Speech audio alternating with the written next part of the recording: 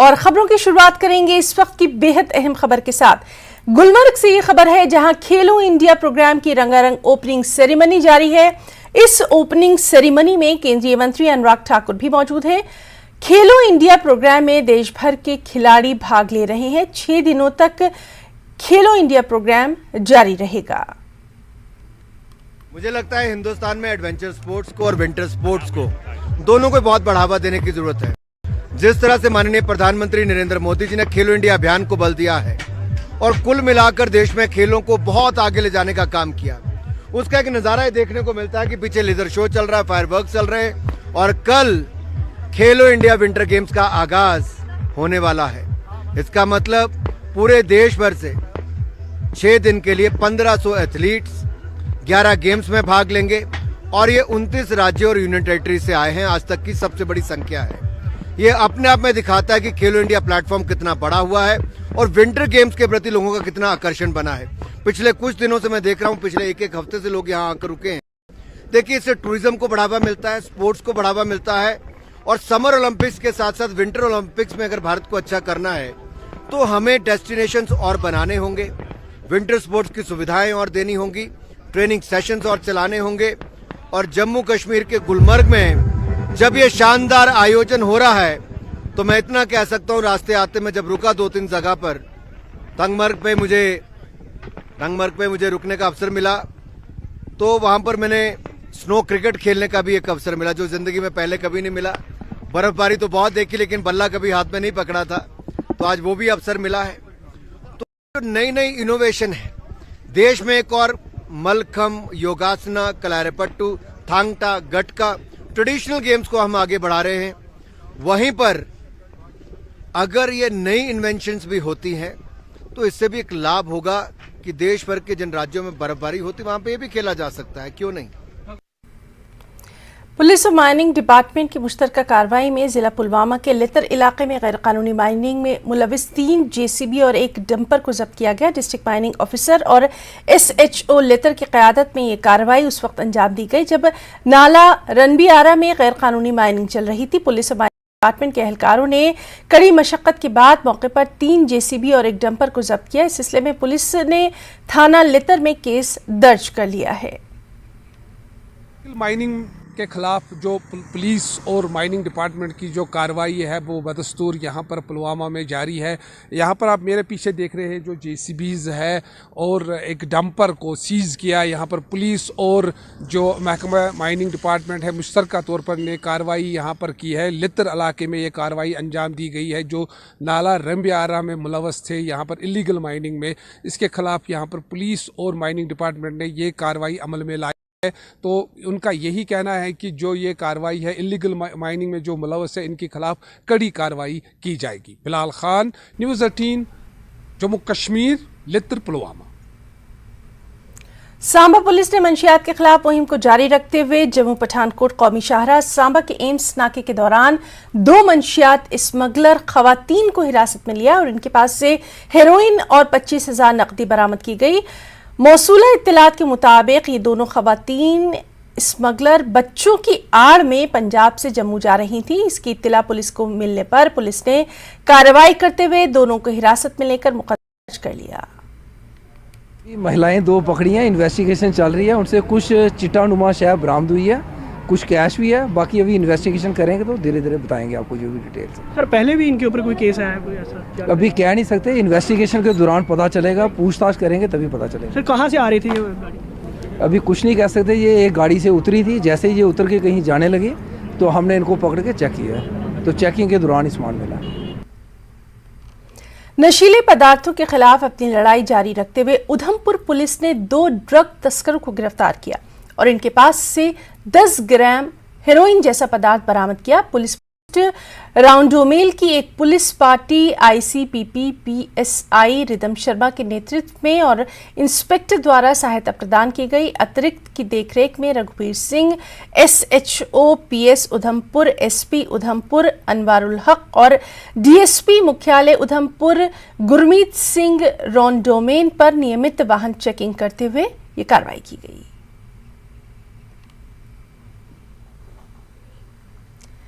वज़ीर दाखिला ने वर्चुअल मीडियम के जरिए जीएमसी कठुआ के नशा छुड़ाने के मरकज़ का इफ्तिताह किया। जिला इंतजामिया के कई अफसरान इस अहम मौके पर मौजूद रहे। इस दौरान प्रिंसिपल जीएमसी कठुआ सुरेंद्र ने कहा कि इस तरह के सेंटर के खुलने से मंशियात के आदी अफराद को मदद मिलेगी। यहाँ मुफ्त मशवरे और अद्वियात दी जाएंगी और जो भी नशे का आदी होगा वो यहाँ आकर अपना इलाज बआसानी करवा सकता है। ये जो एटीएफ सेंटर हमारा पहले से चल रहा था, आज ऑनरेबल होम मिनिस्टर ने इसकी इनॉग्रेशन की है वर्चुअल मोड में, और जहाँ पे डेली हमारे पास अराउंड 40 to 50 लोग आते हैं और उनको फ्री ऑफ कास्ट मेडिसिन दी जाती है, जहाँ पे हमारे डॉक्टर्स हैं और काउंसलर हैं और स्टाफ नर्स हैं। हमारे कठुआ में एक ही है, ऐसे पूरे JNK में 5 है। आज हमारे JNK में 5 हैं, ऑल ओवर इंडिया 25। जितने भी लोग जो हैं वो जहाँ पे जब आएंगे उनको पूरा साइकोलॉजिकल सपोर्ट भी दी जाएगी और फ्री मेडिसिन, जो एम्स से कोलैबोरेशन में चलता है, फ्री मेडिसिन आती है, फ्री ऑफ कास्ट मेडिसिन दी जाती है। इसका मकसद है कि पेशेंट्स को मेडिकल ट्रीटमेंट देना, उन पेशेंट को जो सब्सटेंस अब्यूज़ यानी कि नशे से पीड़ित हैं, उनका हर तरह का इलाज होता है। जैसे अगर उन्हें कोई मेडिकल इश्यूज़ हों वो भी डील किए जाते हैं, उनको साइकेट्रिक इश्यूज़ हों वो भी डील किए जाते हैं, और जो मेन उनका नशे की प्रॉब्लम है उसके साथ डील किया जाता है। क्योंकि जो नशे की लत है, नशे की प्रॉब्लम है, ये लाइफ लॉन्ग इलनेस होती है। उन लोगों से जो नशे की लत से पीड़ित हैं वो हमारे यहाँ पर आ सकते हैं, उन्हें फ्री ऑफ कॉस्ट सारी ट्रीटमेंट फैसिलिटी प्रोवाइड की जाती है। जावुरा शोपियां का पुल टूटने के करीब है, इससे एक हादसा हो सकता है। महकमे RNB पर इस पुल की मरम्मत और देखभाल में लापरवाही का इल्ज़ाम है। मकामी लोगों के मुताबिक उन्होंने कई बार महकमे RNB से इसकी देखभाल राब्ता किया। कई बार महकमे RNB शोपियां की टीमों ने जाए वक़्फ़ का दौरा किया, यकीन दिलाया चंद हफ्तों में पुल की देखभाल और मरम्मत की जाएगी, लेकिन कई महीने गुजरने के बाद इस ओर ध्यान नहीं दिया गया। टूटा फूटा पता नहीं इस साल क्या हो गया उनको। इन्होंने 3-4 बार ये नापी करके भी ले लिया था और उन्होंने बोला कि मरम्मत भी करेंगे, तो पता नहीं चला इन्होंने मरम्मत क्यों नहीं की बाद में। लेकिन नाप करके ले लिया उन्होंने, पता नहीं चला बाद में इन्होंने काम क्यों नहीं शुरू किया इसमें। क्या अपार कन जनाबरी फुटमुत पेवन यम सात ओर गाड़ पेवन जनाब साइडस खसन, अगर न जनाबरी ये करो हेको तल तल लिहाजा एडमिनिस्ट्रेशन गुजारिश कर कि मेहरबानी कर तम जनाबरी ये कदस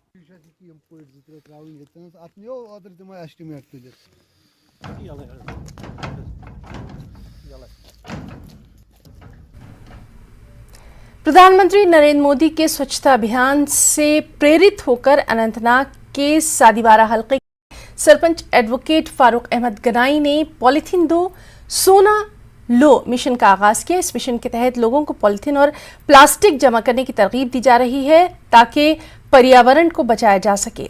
न्यूज़ 18 से बात करते हुए एडवोकेट फारूक गनाई ने कहा कि उन्होंने वज़ीर-ए-आज़म नरेंद्र मोदी के माहौलियात के तई ज़ाती फ़राइज़ अंजाम देने से मुतासिर होकर इस तरह के अभियान की शुरुआत की है, जिसकी हर तरफ से बेहद तारीफ की जा रही है। पंचायत हल्के सादीवारा में पॉलीथीन और प्लास्टिक को रिसाइकिल करने का काम शुरू करके कचरे को कारगर बनाने के लिए भी यहाँ इक़दामात किए जा रहे हैं। उनका ये जो स्लोगन है स्वच्छता ही सेवा है, और जब मैंने स्वच्छता ही सेवा को देखा तो मैं काफ़ी मैंने प्रेरणा ली। I got inspired with the slogan of Honorable Prime Minister. तो मैंने कहा कि how I can contribute for स्वच्छता मिशन। गार्बेज पिट बनाने के बाद फिर मेरे जब ये बैक टू विलेज 4 हुआ, बैक टू विलेज 4 में जब ड्राइव जो है, जो sanitation solid waste management drive, ये काफ़ी जोरों पे चली, और सॉलिड वेस्ट मैनेजमेंट के बाद मैंने देखा कि अगर मेरा वो वाला इनिशिएटिव पूरे JNK में चल पड़ा, JNK की ULBs में, JNK के पंचायत में, और इस चीज को मैं क्यों ना एक ऐसे तरीके से करूं कि वाकई में एक मिसाल बन के रहे। तो मैं इसका श्रेय जो है मैं अपने ऑनरेबल प्राइम मिनिस्टर को देता हूं कि जो लोग तो कहते हैं कि वो वर्ल्ड का सबसे बड़ा पॉलिटिकल लीडर है, लेकिन मेरा ये मानना है prime minister Narendra Modi is the big social engineer. राजकीय प्राथमिक स्वास्थ्य केंद्र रेजलकुंड में कुछ चिकित्सा सुविधाएं न होने की वजह से मरीजों को काफी दिक्कतें आ रही हैं। हालांकि स्वास्थ्य केंद्र में तैनात चिकित्सा एवं पैरामेडिकल खिलाफ मन लगाकर काम कर रहा है, लेकिन lady doctor, analyser, x ray technicians एवं एम्बुलेंस जैसी सुविधाएं न मिलने के कारण यहां के लोगों को काफी परेशानियों का सामना रहता है। कर्मचारियों के मुताबिक उन्होंने मामले को उच्च अधिकारियों के संज्ञान में लाया है। ऐसी रुजलू है, इसको बने हुए लगभग 10 से 15 साल हो गए, लेकिन इस हॉस्पिटल में अभी तक वो फैसिलिटी नहीं दी गई है।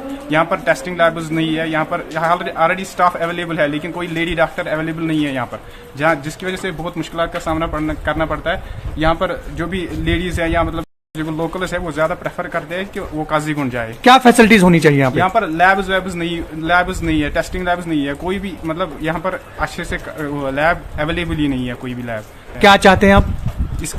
इसको ये फैसिलिटी दी जाए ताकि जो लोग हैं यहाँ के लोग या लोकल्स वो यहाँ से आ जाए। यहाँ हायर आल्टीट्यूड्स पे जो गुजर बकरवाल है उनको भी फैसिलिटी मिल जाए, यहाँ पर उनको नीचे ना जाना पड़े। हालांकि अगर वो वहाँ पर कोई ज्यादा बीमार पड़ जाए वो उसकी डेथ रास्ते में ही हो जाती है काजीगुंड पहुँचते। यहाँ पे फैसिलिटी तकरीबन सभी है। यहाँ पे डेंटल चेयर भी अवेलेबल है, डेंटल प्रोसीजर सभी होते हैं, एक्सरे भी है अवेलेबल, लेकिन एक्सरे टेक्नीशियन है अवेलेबल नहीं, लेकिन CMO साहब और सभी ये यहाँ पे जो फालफलंग एरिया पे पूरी कोशिश कल डी साहब आए थे, उसने यहाँ पे सब जो हेल्थ का इंफ्रास्ट्रक्चर उस पर पूरी ध्यान दिया। उसने बोला है BMO साहब को सबको कि यहाँ पे ध्यान रखें। तो जहाँ तक ताल्लुक है आपके एम्बुलेंसेज या फिर लेडी डॉक्टर का, तो क्या कहना चाहेंगे उस हवाले से? जी हमारे पास एम्बुलेंस है, लेकिन ये फालफलंग एरिया यहाँ पे बड़ी अगर होती तो बेटर रहती, लेकिन हमारे पास एम्बुलेंस है मैजिक, तो हम अगर कभी प्रॉब्लम हो तो वहाँ बुलेटिन से लाते हैं। तो पेशेंट एनालाइजर नहीं है अभी हमारे पास, लेकिन हमने एयर अथॉरिटीज को लिखा है, इंशाल्लाह वो भी जल्दी आएगा।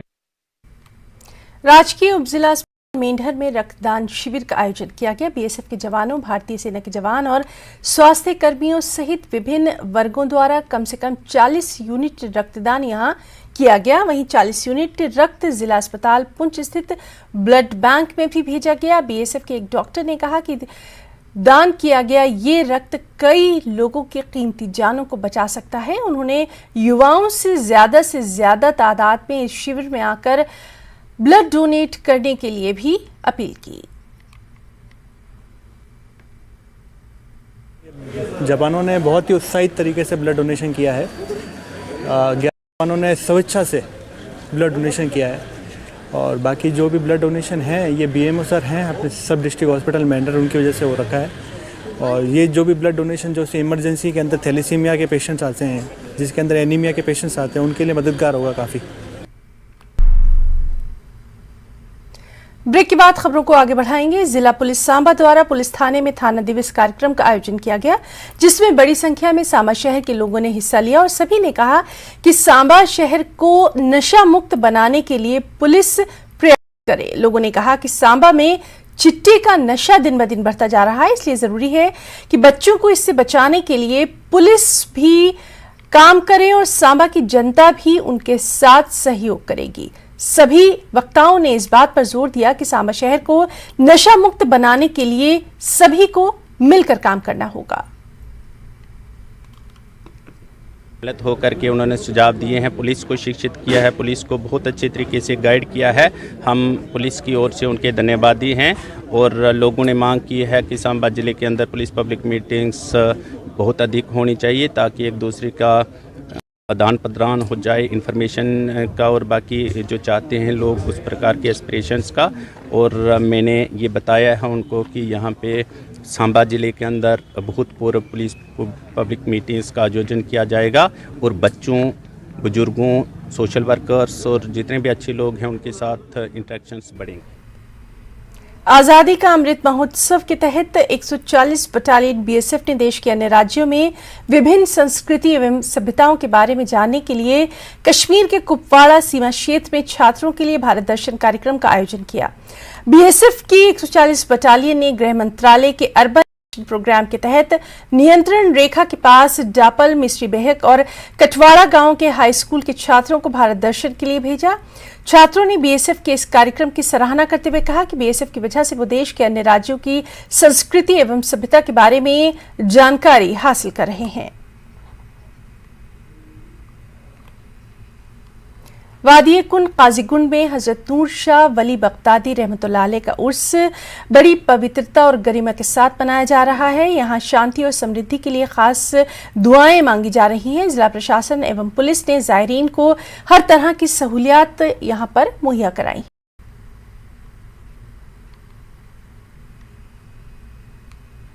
दिल्ली के ओखला NSIC ग्राउंड में इंडिया आर्ट फेयर की शुरुआत हुई है। 9 से 12 फरवरी तक चलने वाले 4 दिवसीय आर्ट फेयर में देश और दुनिया के फनकार अपने अपने फनपारे लेकर पहुंच रहे हैं। दिल को छू लेने वाली पेंटिंग्स और बेहतरीन आर्टवर्क के नमूने और इन सब के बीच जम्मू कश्मीर के वीर मुंशी ने भी अपने आर्ट वर्क एग्जीबिशन में लगाए हैं। अपने फनपारों को उन्होंने यहाँ पेश किया है। उनके फन की खास बात यह है कि जम्मू कश्मीर के ट्रेडिशनल क्राफ्ट और नक्काशी यानी पेपर माशी को उन्होंने यहाँ पर बहुत ही खूबसूरत अंदाज में पेश किया है। वीर मुंशी का कहना यही है कि वो जम्मू कश्मीर के बेहतरीन सकाफत, वहाँ के कल्चर, वहाँ के फन को बचाने के लिए खास पैगाम देना चाहते हैं। खास बात यह है कि उनका वर्क विजिट करने के लिए यानी उनका जो फन है वो देखने के लिए यहाँ पर बहुत लोग भी आ रहे हैं। मौजूद है इंडिया आर्ट फेयर में। अगले 4 दिनों तक यह फेयर चलने वाला है और हम आपको दिखाते हैं कि किस तरीके से यहाँ पर दुनिया भर के आर्टिस्ट अपना आर्ट वर्क लेकर पहुंचे हैं। अलग अलग तरह का आर्ट है, हर तरफ आपको कला बिखरी हुई दिखाई देगी। ये आर्ट एग्जीबिशन NSIC ओखला में लगाया गया है। आप देख सकते हैं कि किस तरीके का आर्ट वर्क है। जो तमाम तरह का जहां आर्ट वर्क आपको दिखाई देगा, वहीं कुछ आर्ट वर्क कुछ अलग ही खास है, जिसमें भारत की छाप है, कश्मीर की छाप है, मुगल इराक की छाप है। ये एक आर्ट वर्क है, आप देख सकते हैं। ये आर्ट वर्क आइकॉन गैलरी है यहाँ पर, उसमें लगाया गया है और कई चीजें इसमें दिखाई देती हैं, जैसे कश्मीर की पेपर मैशी है या फिर वहाँ का जो कालीन वर्क होता है। तमाम चीजें इस पूरे आर्ट वर्क के अंदर दिखाई देती हैं। इसको डिजाइन किया है जाने माने आर्टिस्ट वीर मुंशी जी ने। वीर मुंशी जी हमारे साथ हैं। वीर जी, क्या खास चीजें हैं इसको लेकर के जो आपने इसको डिजाइन किया? किन चीजों से किन चीजों का अक्स इसके अंदर मौजूद है? ये एक काम जो यहाँ पे लगा है, ये है इंडिया आर्ट फेयर और ये गैलरी है आइकन इन न्यूयॉर्क। तो वो यहाँ दिखा रहे हैं, या बाकी काम भी दिखा रहे हैं। तो मेरा ये जो काम लगा है, इस as you know I work on Kashmir based themes.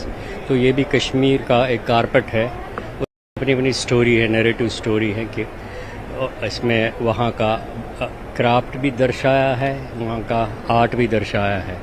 तो एक ये कटआउट वुड पे पेंट किया गया है। इसमें कारीगरों का हाथ भी है और हमारे से कोलैबोरेशन जैसे क्राफ्ट्स में, बिकॉज मैं कंसर्न है कश्मीर क्राफ्ट को लेके, because it is dying, because next generation is not taking it. How do we take it up into contemporary? अगर देखें तो यहाँ पर बहुत सारे आर्टिस्ट आए हैं, दुनिया भर के आर्टिस्ट यहाँ पर पहुंचे हैं। इसमें क्या मैसेज आपने देने की कोशिश की है? क्योंकि तमाम जो आर्टिस्ट होते हैं उनके वर्क में कोई ना कोई मैसेज जरूर होता है।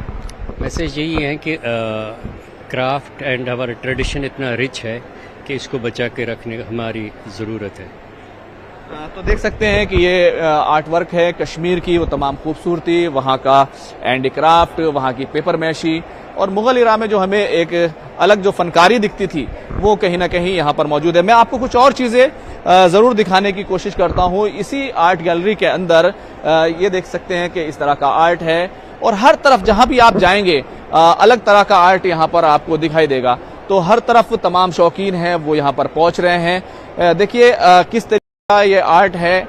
बिल्कुल ये वुड पर बनाया गया है, जो बांस का वुड होता है वो उसके ऊपर ये बनाया गया है। तो ये सारा काम है जो यहाँ पर देखने को मिलेगा। यानी कि आर्ट का जो नमूना होता है वो अपने आप में कुछ खास होता है, कुछ खासियत होती है और उसको कैसे पेश किया जाता है। तो हर तरफ अपने अपने अंदाज का अलग अलग चीज़ें यहाँ पर मौजूद हैं। आप देख सकते हैं कि किस किस तरीके का आर्ट है और ये देख सकते हैं कि एक घुड़सवार जो तलवार खींचे हुए है। आप लोग ने कुछ देखा, क्या पसंद आया, क्या कैसा लग रहा है? देख रही है, अभी हम आए, थोड़ी देरी हुई है, बस एंटर ही कर रहे हैं। बरोबर क्या ट्रैफिक का क्या कहना, बट इट्स नाइस. अभी आर्ट हेरिटेज में एक दो बहुत अच्छे गैलरी एस्पास आई लाइक उनका जो कुछ इमेजेस है बड़ी अच्छी थी.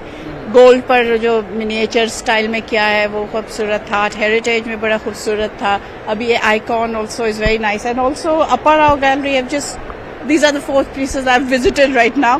अभी और देखते हैं. Thank you. तो 4 दिन तक यहाँ पर चलेगा, यानी कि आज से शुरुआत हुई है और 12 फरवरी तक ये एग्जीबिशन चलने वाली है. तो अगर आपको आर्ट में दिलचस्पी है तो आप यहाँ आ सकते हैं. कैमरामैन रमेश के साथ खुर्रम शहजाद, न्यूज 18 दिल्ली. सांबा में गवर्नमेंट डिग्री कॉलेज रामगढ़ ने कॉलेज के प्रिंसिपल प्रोफेसर सत्येंद्र कौर की सदारत में अपना पहला कल्चर कैंप का आयोजन किया. 4 सरकारी डिग्री कॉलेज के छात्रों ने इसमें हिस्सा लिया. Abdul Majeed Bhat director finance, Niharika assistant director handicraft और हैंडलूम मेहमान खुसूसी रहे. इस दौरान यहाँ मुख्तलिफ स्टॉल्स भी लगाए गए. This is the starting day. We have started the local culture and local skill programs and awareness workshops to put it on the national and international media through social media. This is on the eve of G20 presidency which India is going to hold. So the first thing we have to come up with that local things going global. जिला उधमपुर के block जगानू के गांव मरूर के किसान ने हुकूमत हिंद की स्कीमों से मुतासिर होकर नींबू की काश्त को अपनाया और पहले से बहुत ज्यादा उन्हें माली फायदा हासिल हो रहा है. महकमा बागवानी उधमपुर ने चरणदास नामी किसान को हाई डेंसिटी लेमन प्लांट फराहम किया और इस साल हाई डेंसिटी प्लांट की वजह से नींबू की उनकी पैदावार बेहद अच्छी हुई. इससे चरणदास रिवायती फसलों पर इन्हिसार करते थे और इतनी कमाई नहीं होती थी, लेकिन अब चरणदास अपनी नई फसलों की कमाई से बहुत खुश है. साथ ही उन्होंने पीएम मोदी और महकमा बागवानी का बेहद शुक्रिया भी अदा किया. गवर्नमेंट तो बहुत अच्छा फायदा दे रही है इस वक्त, क्योंकि बहुत ये डबल हो गया हमारा. स्ट्रॉबेरी वगैरह भी दे रही है गवर्नमेंट सब्सिडी पे, और ये नींबू वगैरह जो लगा रहे हैं हम, अच्छा फ़ायदा हो जाता है. हॉर्टिकल्चर डिपार्टमेंट की तरफ से हमारा हम बात करते हैं उनका कि गवर्नमेंट हमें ये फ़ायदा दे रही है. यही है कि जो भी काम करना चाहे तो कर सकता है. अच्छा काम है, अच्छा प्राप्त हो जाता है इससे, क्योंकि अब इसमें टेलर वगैरह भी गवर्नमेंट दे रही है सब्सिडी पे. मोटर, मशीन, पाइप सब कुछ मिल जाता है. खबर हिमाचल से है, जहां सुखविंदर सिंह सुक्खू ने मुलाकात की है. आपको बताएं कि खबर ये हिमाचल से है, जहां पर हिमाचल में विकास योजनाओं में सहयोग और मदद करेगी जापान इंटरनेशनल कॉरपोरेशन एजेंसी यानी जिका.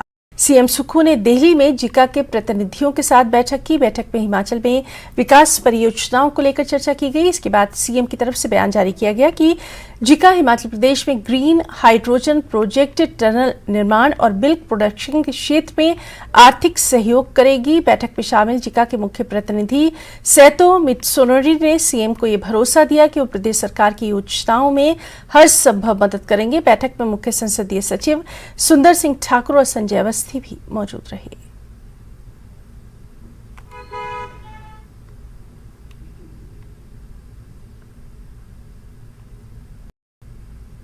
दोनों मंत्रियों से मुलाकात हुई है, किन विषयों पर चर्चा हुई है?